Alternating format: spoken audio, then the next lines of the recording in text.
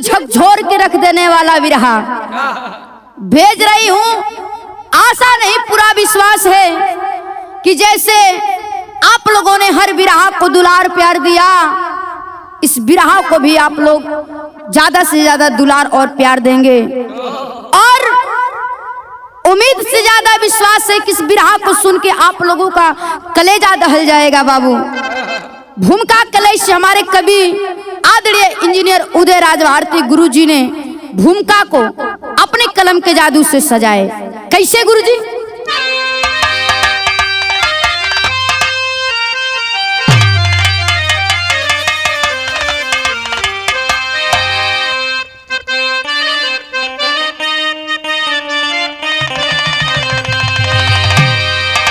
नारी बेचारी अगर सृष्टि चारी, जीवन बिताती है बन करी के नारी। नागिन जो होती अभागिन जो होती, सुहागिन का ना अर्थ जाने अज्ञानी। यारी गद्दारी का कर जबू सवारी, अपने भी लगते हैं उसको पराया।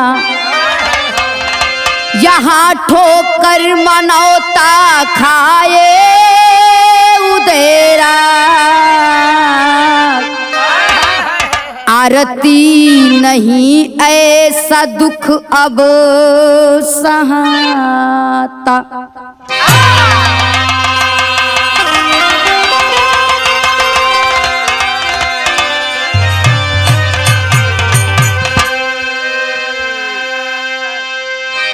आए भैया आई बिरहा के अंदर बड़ी ही सुंदर गजल के नमूना दिल गई।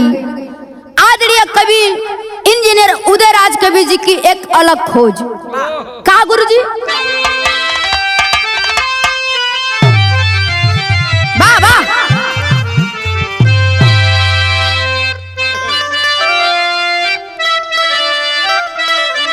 वाह। कि जहां मिलने का था वादा, जहां मिलने का था वादा, धोखा दिया नया के।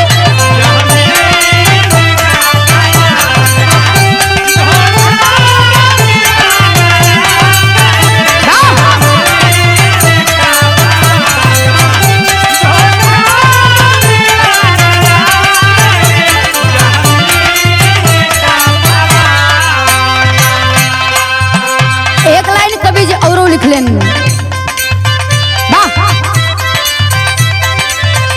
मेरे प्यार में कमी क्या, मेरे प्यार में कमी का, ऐसा किया भुला के।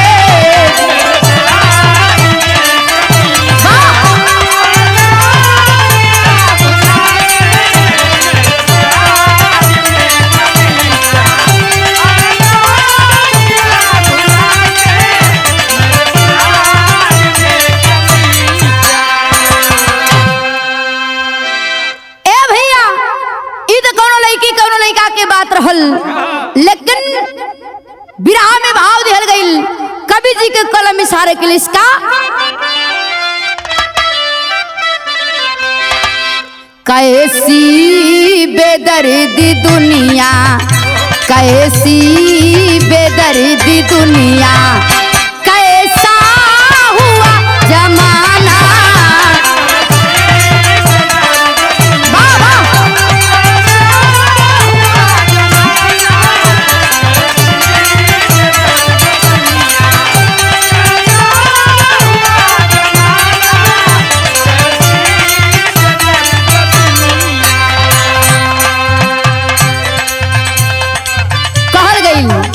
अपना हो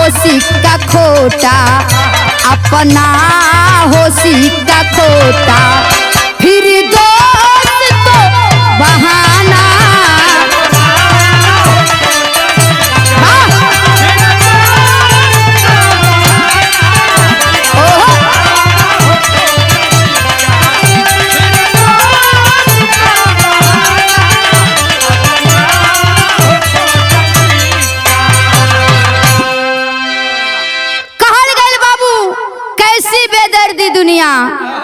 इस दुनिया में अगर आपन सिक्का खोटा हो तो दूसरे के का दोष देहल जाइए भैया। लेकिन बिरहा में नजम के लाइन देहल गईल, यही से कहानी शुरुआत की हो गईल। कहानी कहाँ के हो, कहानी कैसन बिया, आई मास्टर गुरु तनी लई बनाला।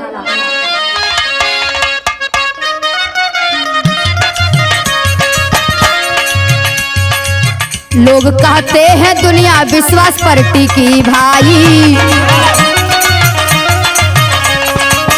राज का ताज अपने लाज पे रोवे आई।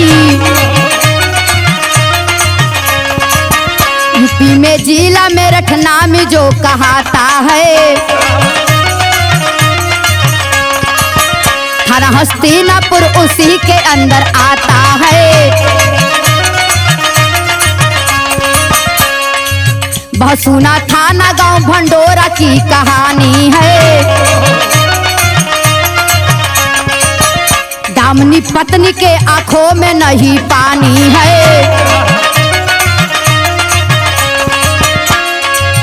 पति अतुल बेटा मानिक जो बड़ा प्यारा है, स्कूल की डायरी ही उसका एक सहारा है। पति पत्नी के बीच प्रेम मानो जीरो है, कहे कि दामनी का और कोई हीरो है। दामनी से तुषार की लड़ गई नजरिया है, दामनी से तुषार की लड़ गई नजरिया है। उसी तो मान लिया ये मेरी गुजरिया है।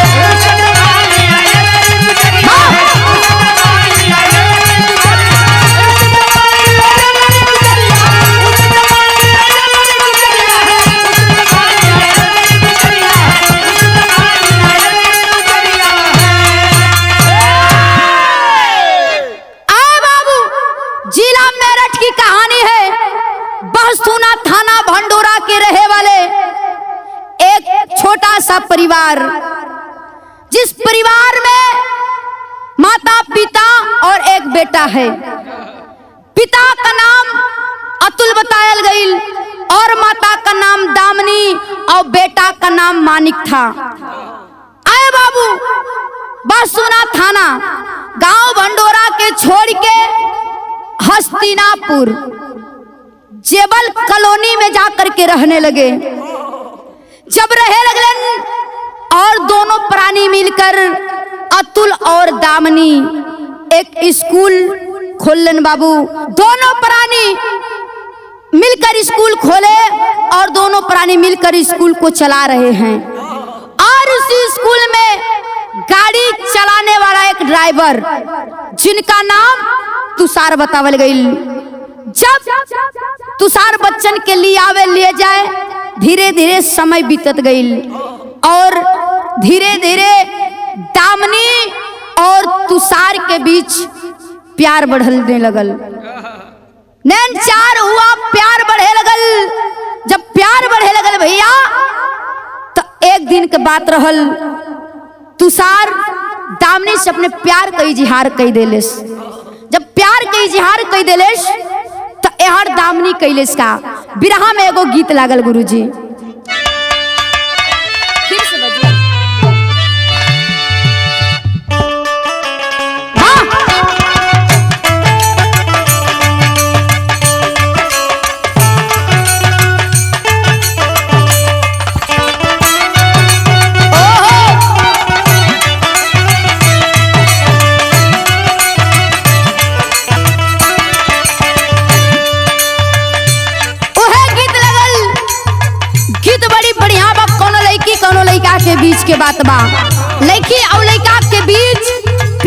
बाबू एक दूसरे से बहुत प्यार करत बड़न, एक दूसरे से जुदा होके के बारे में सोचे लेना, लेकिन कोनो कारण दूरी भइल तो एक दिन लइकिया लइका से कहे का जहर जिंदगी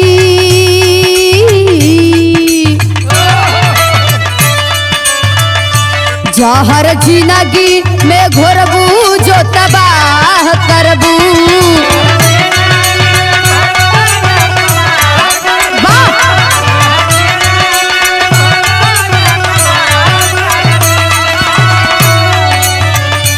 जहर जिंदगी में घोरबू जो तबाह करबू हमर मुअल मुहवा देखबू जे बियाह करबू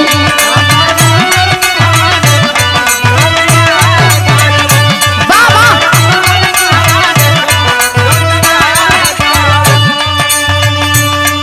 ए भैया इत गीत बारे के गीत से सुंदर भाव दिहल गई। इधर स्कूल के ड्राइवर तुषार दामनी से एगो बात कहे लगल, का कहे भैया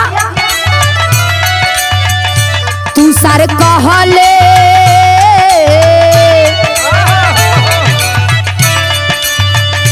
तुषार कहले कि तोहारा से प्यार हउए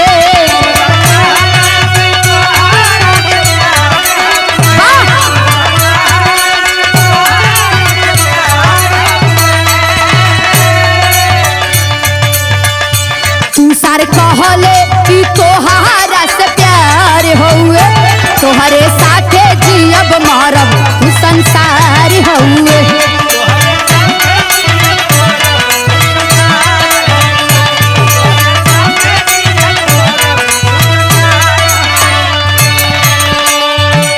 ए भैया इधर दामनी से तुषार कहे लगल कि ए दामनी तोहरा बिना जियल मुश्किल होत बा, हमरा के लगता कि हम तोहरा बिना अब ना जी पाई, तोहरा से बहुत प्यार करीला, हमरे प्यार के स्वीकार कर और हमरे साथ जिए मरे की कसम खाला।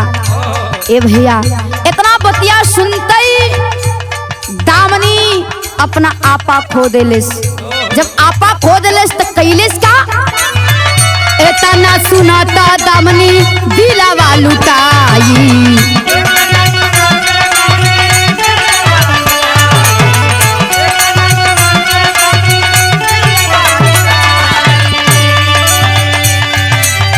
घरवा के राज अपन दिहली बताई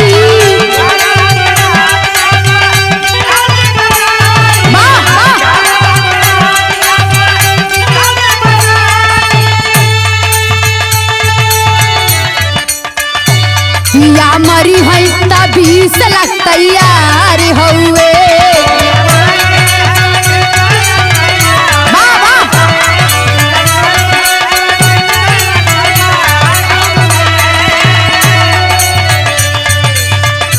पिया मरी है तभी 20 लाख तैयार हउए तोहरे साथे जियब मरब तू हमार हउए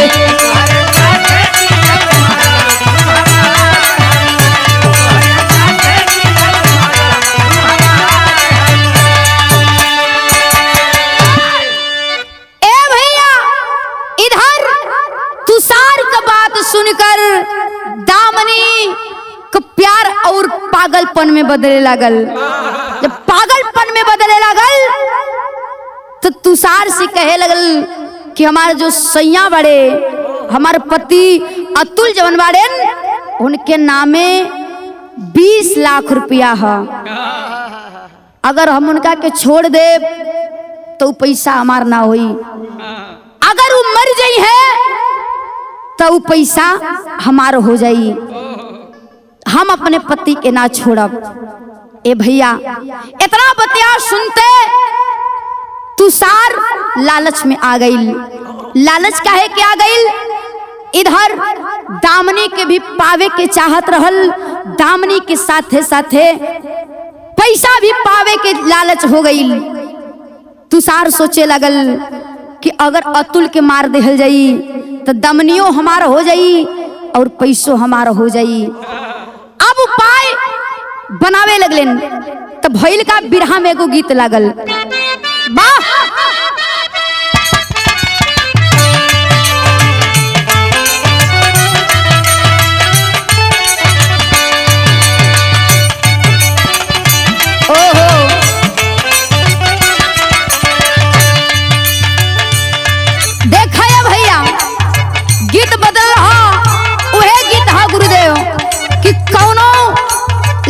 जैसे कि मान ल लइकिया के बिना ना रह पावत बा तो ओकरा से एगो बात कहतिया। प्यार में वो पागल बिया जेके कहल कि दिल फेंक आशिक, यही तरह लइका ह। और कहले बा का ना जियब तोहरा बिना,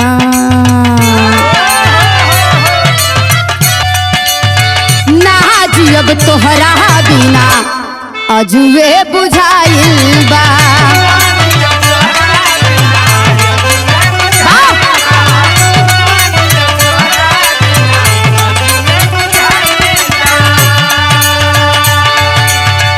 सोची सोची बात हमारी रोवगन कनाइल बा। ना जियब तोहरा बिना अजुए बुझाइल बा।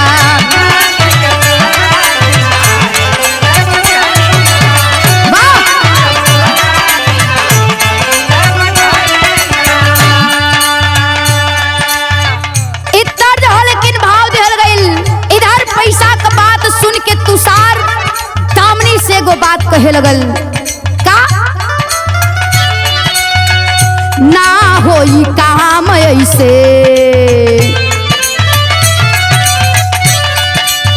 ना होई काम ऐसे समझ में आइल बा।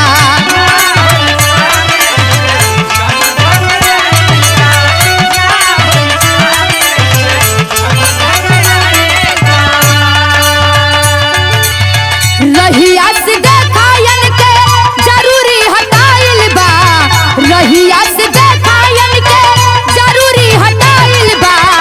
ना होई काम ऐसे समझ न आइल बा।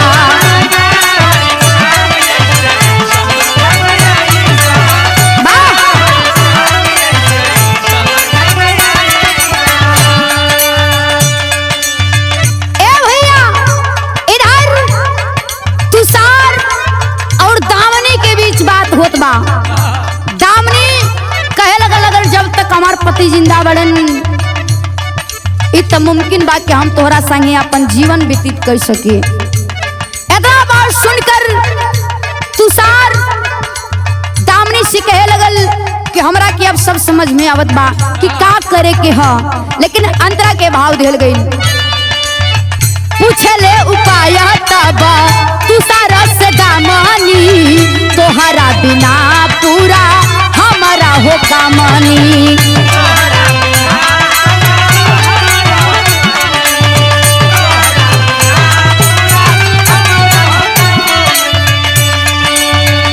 कैसे सफलता मिली आगमा दिखाइल बा, कैसे सफलता मिली आगमा दिखाइल बा। रहिया से देखाइल का जरूरी हटाइल बा।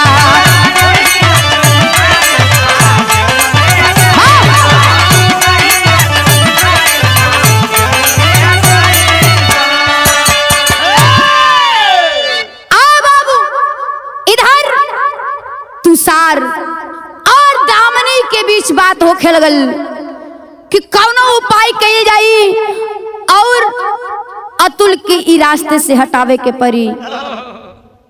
अब उपाय का करत बड़न ई तुषार दामनी के बतावत बा कि तोहरा के करे के का पड़ी।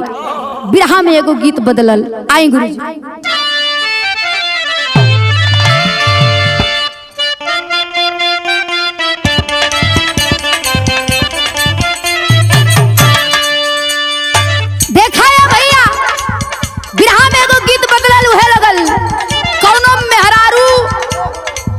पति बड़ा चुलचुल्ला रहल। हाँ हो बड़ा मतलब कि चुलबुला टाइप का तब मेहरारू अपने पति के बारे में, अपने स्वामी के बारे में बतावे अपने सखी लोगन से। का अरे पियावा पियावा मिलल मुनावा देखे के सपनावा ये सखिया।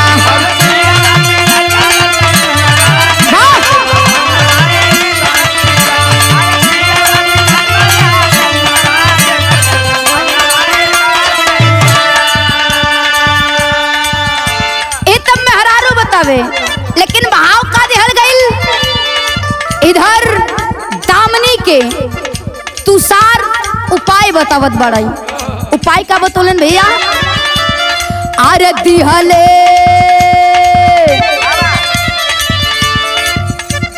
दिहले बताई तब उपाइया बनले कसैया ये पापिया।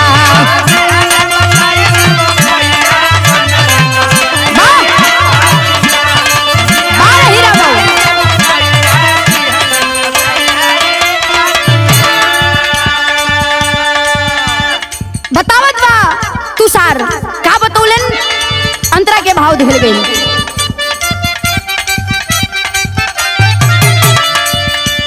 रतिया के सोवे जब से जरिया तू जाई हा,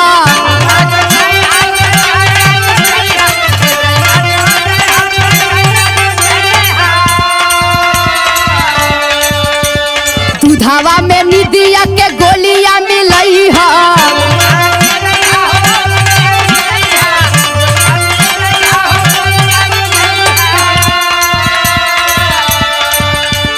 चाहिए अब बदली समैया बनले कसैया ये पापिया।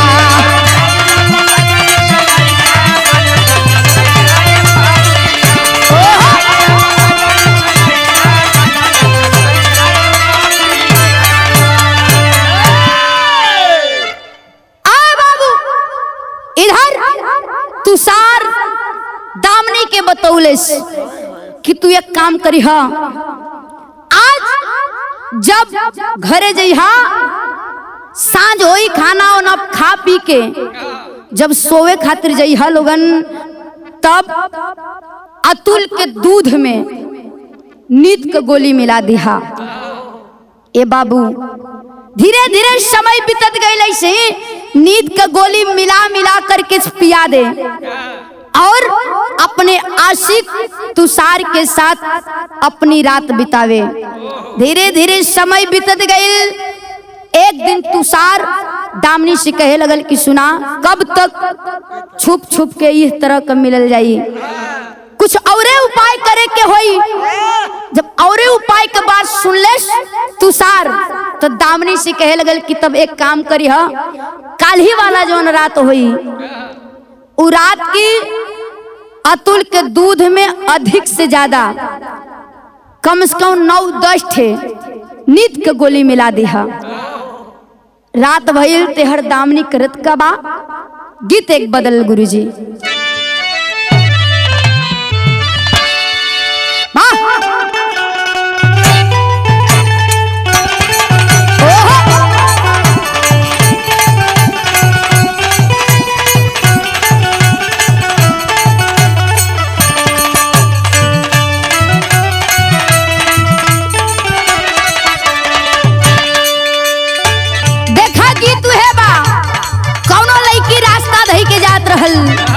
एगो मन चला लइका ओकरा के निहारे और कहे कि कितनी खूबसूरत है, लेकिन लइकिया इतना बतिया सुनता एगो बात कहे लगल।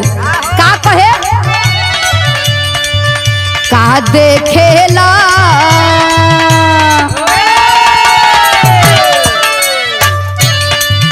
का देखेला ऐसे हंस के,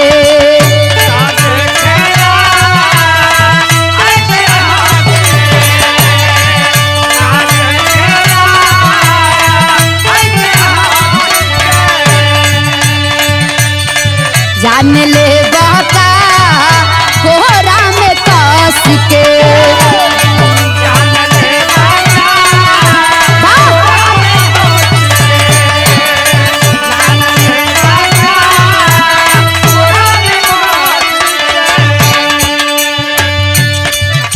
ना देखेला ऐसे हंस के जान ले बका कोरा में कस के प्यारों में पागल बानी पगले रहेगा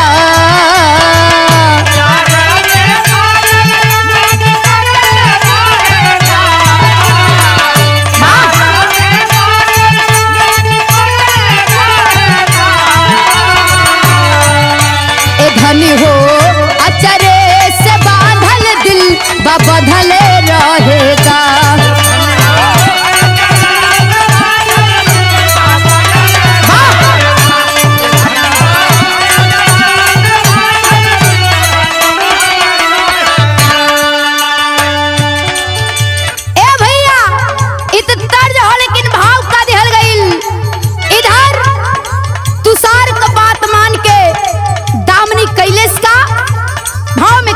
गुरुजी गोली देवेली दूध में डाल के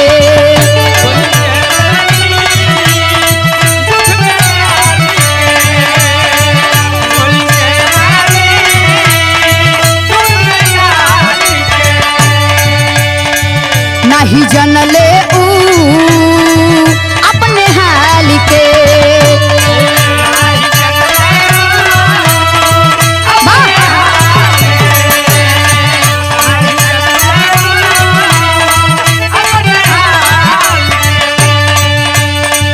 गोली देवेली दूध में डाल के नहीं जनले अपने हाल के प्यारों में पागल पगली काम कैले हो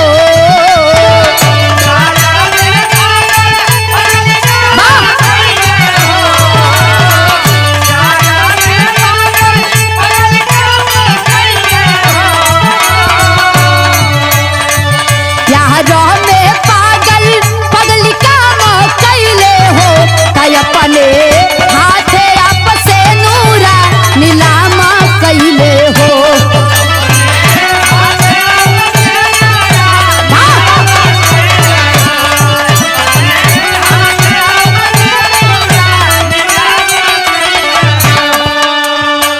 ए भैया इधर तुषार का बात मानकर प्यार में पागल दामनी अपने पति के दूध में अधिक से ज्यादा गोली मिला देलेस 10 गो गोली मिला देलेस और मिला के पिला देलेस बाबू देखा अपने हाथे अपन सेनुर नीलाम करत बाड़ी लेकिन अंतरा में कहल गई का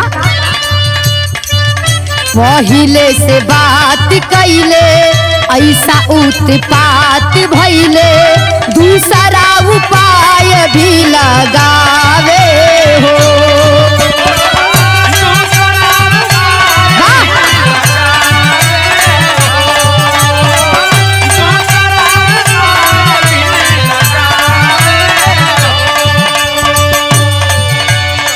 सोनू सफेरा रहा बजरे लुटेरा रहा उदय कुमार के बुलावे हो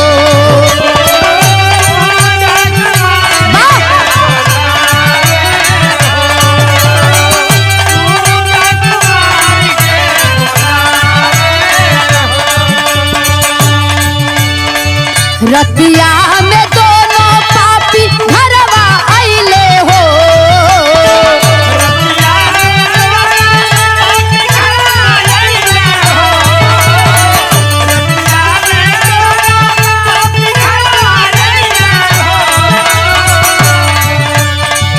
रतिया में दोनों पापी घरवा आइले हो तय अपने हाथे से नुरवा अपन नीलाम कैले हो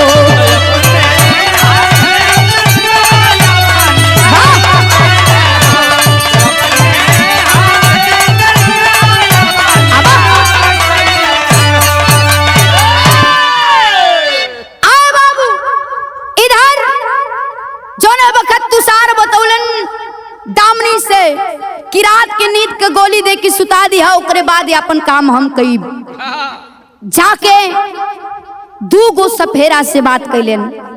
एगो का नाम रहल सोनू सफेरा और एगो का नाम रहल उदय कुमार।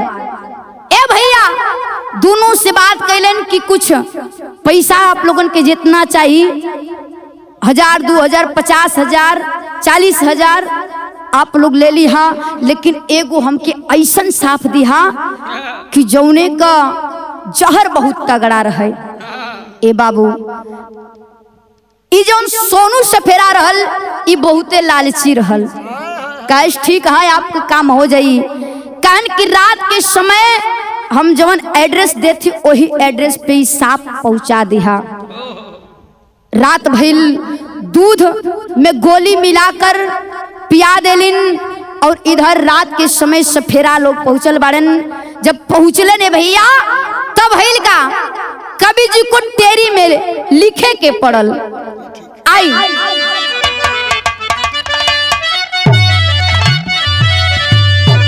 कि अरे मोरे राम सतियों को भारी धक्का है लगा, अरे सतियों को भारी धक्का,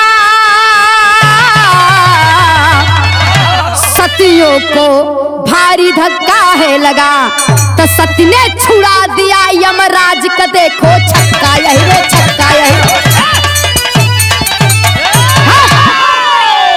सती ने छुड़ा दिया यमराज का देखो छक्का, सतियों को भारी धक्का है लगल। ए भैया देखा एगो सती रहलिन, सती सावित्री, जो कि अपने पति का प्राण यमराज से लड़ के छीन के लेके अलिन। लेकिन देखा इ कलयुग के सती लोगन के देखा ये बाबू अपने पति के प्यार अपने हाथे लीलाम कर देत बाड़िन, प्राण गवाई देत बाड़िन अपन सुहाग अपने हाथ से। लेकिन भइल का एगो तर्ज लगल गुरुजी,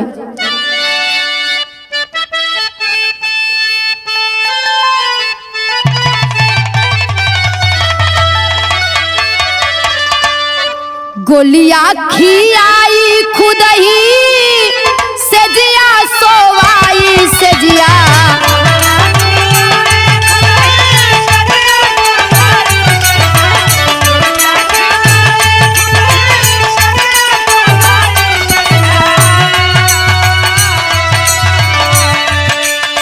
लुटे अपने हाथावा सोहाग पापिनिया हो,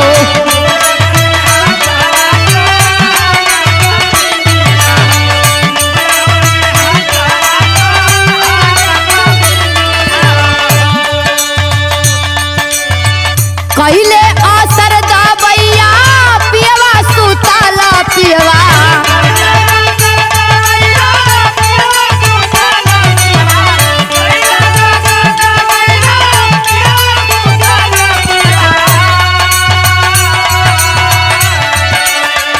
अइले साफेरा ले ही नागना गिनिया हो,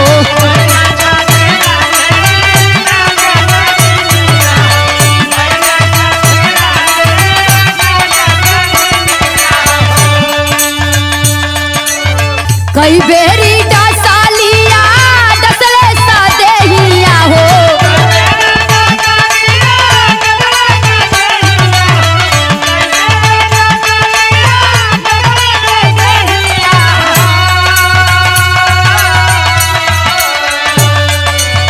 दिहली बुझाई है चीरा गजवनिया हो,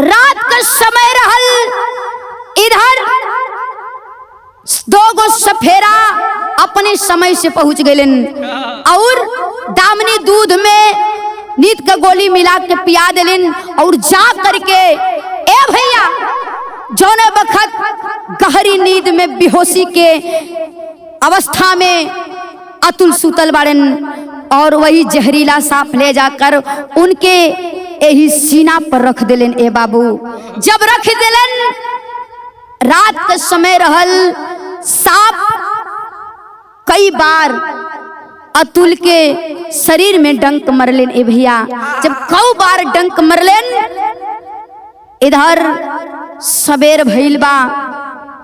जब सबेर भइल पता लग गईल कि अतुल मर गईल हा। जब मरल अतुल के पौलिन ए बाबू, तो इधर अतुल का जोन बेटा रहल मानिक भी रोवत बा। कैसे रोवत हा? बिरहा में एक गीत लागल, आखिरी गीत है गुरुजी।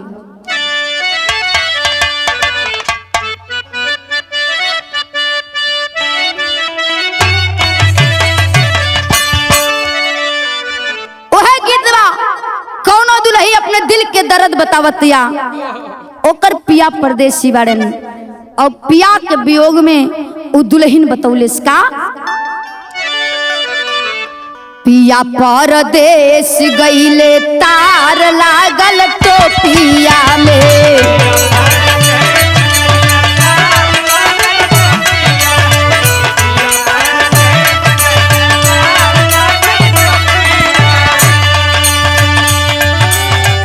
तार लागल टोपिया सितार लागल टोपिया में, पिया परदेस गईले तार लागल टोपिया में।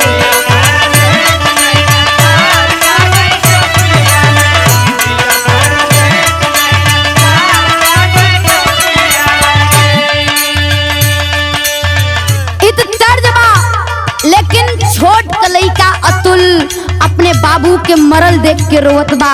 और एगो बात कहतिया का, काहे कैला बाबूजी अनाथ आजा बेटावा के।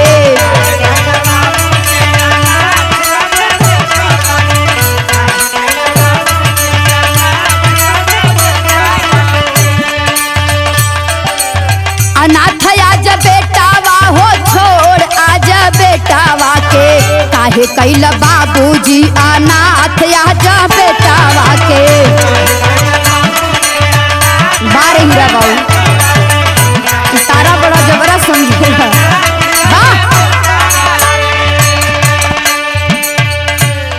आए बाबू, वो छोट सा मुन्ना अपने पिता का चेहरा देख देख के रो रहा है और कह रहा है कि बाबू आज ही बेटा के अनाथ को के कहे चल गईला, काहे हमरा के छोड़ के चल गईला।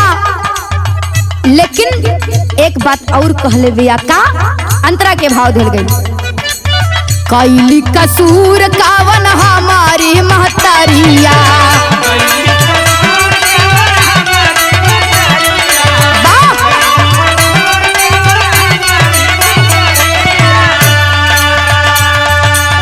बीच मझधार बोरी दिहाला नेवारिया।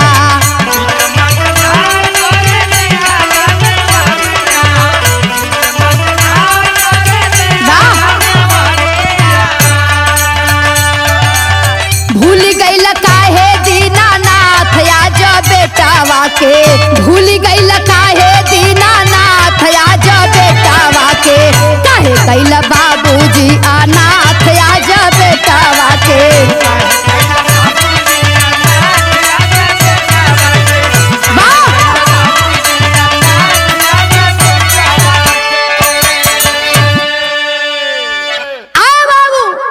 वो छोट सा लड़का प्यारा से मुन्ना रो रहा है और कह रहा है, बाबू आखिर हमरे माई के का कसूर रहल, काहे माई के छोड़ के गईला, हमने कन्हैया मझधारे छोड़ के चल गईला। ए बाबू ऊपर वाले भगवान की भी कोशिश बा कि हे प्रभु हे दीनानाथ, आखिर हमरे ऊपर से काहे बाप का साया छीन लेला, कवन कसूर रहल हमार। रोवत बा बाबू, लइका बिलखत बा और कहत बा। लेकिन इधर प्यार में पागल दामनी का करत बा, मगरमच्छ की आंसू गिरा रही है। क्यों? इसलिए कि समाज को ये ना पता चले कि मेरे पति के मर जाने का गम मुझे नहीं है। रो रही है कैसे?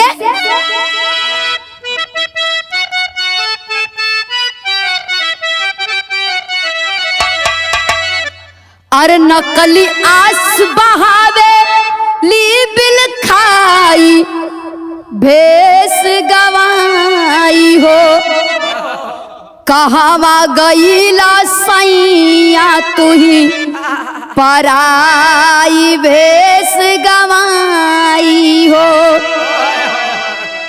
सुन के हल्ला पुलिस प्रशासन के लोगवा तब आइले हो।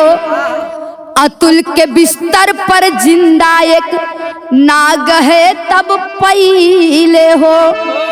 अरे काहे न मारे मन में शंका समाई भेष गवाई हो।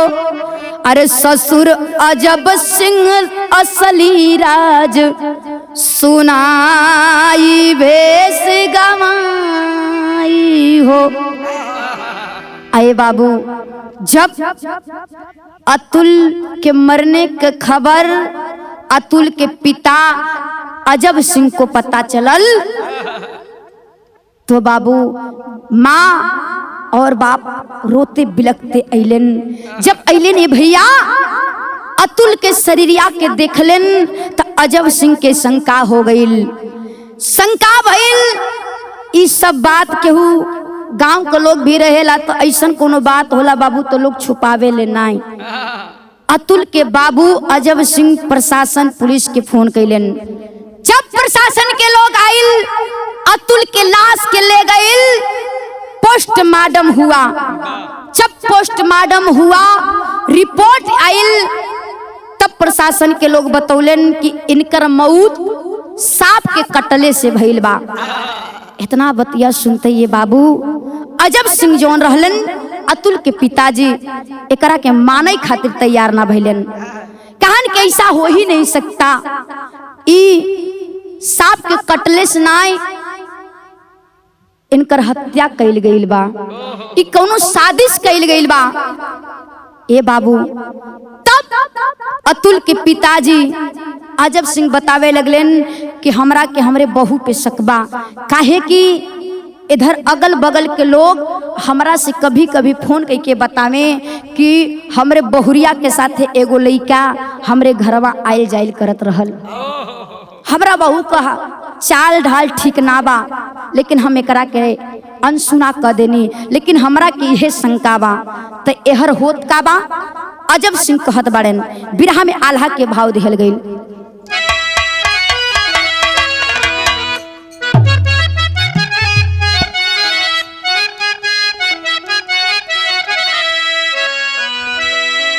तिरिया चरित्र नाही जानले विधनवा भैया।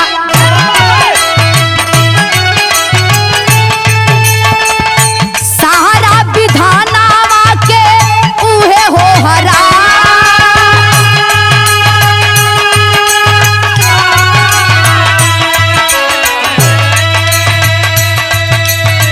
कैसे एही तिरिया के कहवला छमिनिया बाबू। कैसे देवी दूरा गाभा गाउती कहा।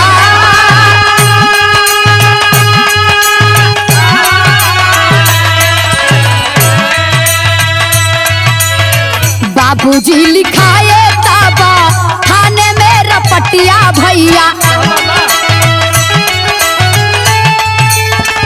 पुलिस पकड़ के हो थाना वाले आ।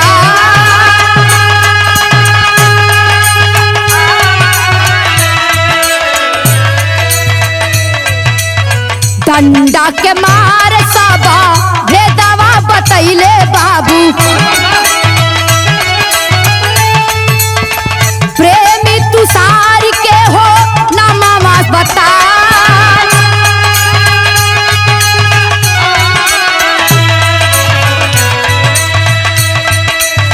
पियावा के मरले मिली 20 लाख रुपया भैया। तू सारा तब दिहले सारी बतिया बता।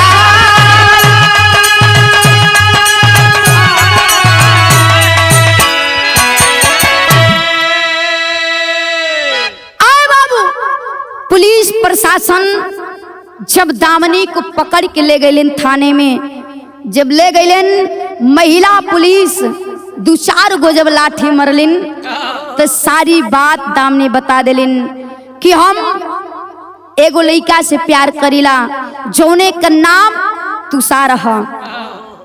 ओकरा के हम बतौनी कि हमारे सैया के नामे 20 लाख रुपया है और जब तक ओ जी ही पैसा ना तो हमरा के मिली और ना ही हमरा के इनका से आजादी मिली। इतना बात सुन के वो हमरा के बतौलन कि अपने पति के दूध में नींद का गोली मिला के दे दी है और इनका के सांप से कटवा दी है जो उन्हें की कहल जाला कि सांपो मर जाए और लठियों ना टूटे। अरे बाबू इतना बात सुनकर वही यशो और अरे भैया एसपी अविनाश पांडे जी भी रहलन और कमल त्रिवेदी यस सच्चो इतना बतिया सुन के ए सच्चो तोहरा जैसन औरत के तो देख के माथा इतना सनकत या कि जितना हमरे बंदूकिया में गोली है ना तोरे खोपड़िया में दाग दे। बारी कलयुग का औरत बाड़िन। एगो औरत उ रहलिन सती सावित्री जौन के अपने पति के प्राण छीन के ले अलिन, लेकिन तोहरे जैसन औरत अगर ही सही कहल जाला कि कलयुग हो तो कलयुग के जैसा यहाँ कामो होत बा। ए बाबू इधर दामनी को और उसके आशिक तुषार को पुलिस के प्रशासन जेल में डाल दिए और जो छोटा बच्चा था जिसका नाम मानिक बतावल गई अपने दादा और दादी के साथ घर लौट गईलन। ले जाकर के अतुल के लाश का अंतिम संस्कार कैलन और सोचे लगे ई दुनिया कुछ जौन औरत बाड़िन महतारी उ सोचत बा ई बिटियन के ऊपर कलंक लग गई, लेकिन कहल का गई बिरहा में आखिरी भाव दिहल गई।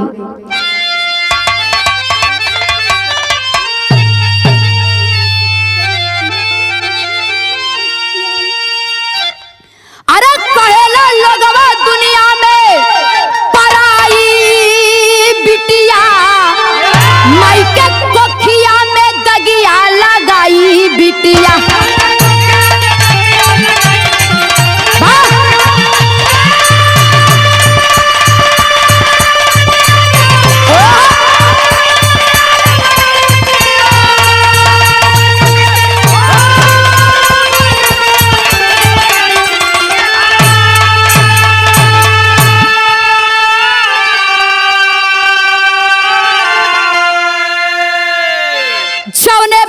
खातिर भारी दुखवा हो गहली देवरानी जेठानी के तनावा भी सहली। अरे माता के सम्मान में अगिया लगैली बिटिया तमाई के कोखिया में दगिया लगैली बिटिया।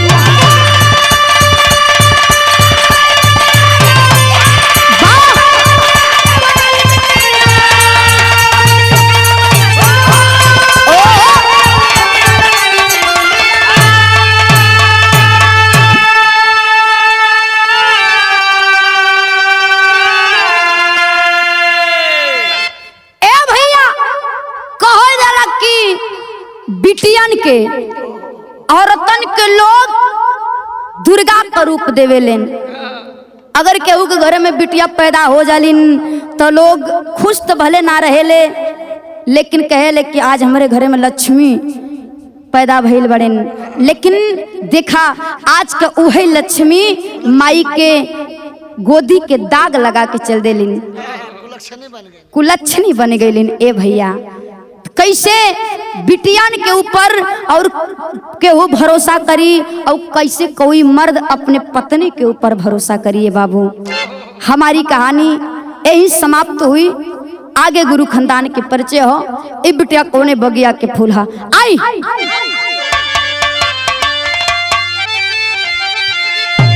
गुरु बिहारी गुरु गणेश चंद्रिका जी स्वर्ग सिधारे।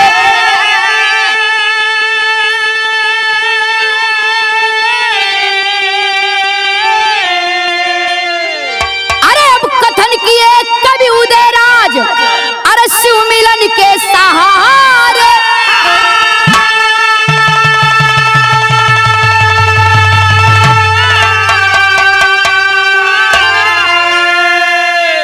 कि सतियों को भारी धक्का है लगा तो आरती जख्म के बतिया होवेला सब पक्का, सतियों को भारी धक्का है लगा।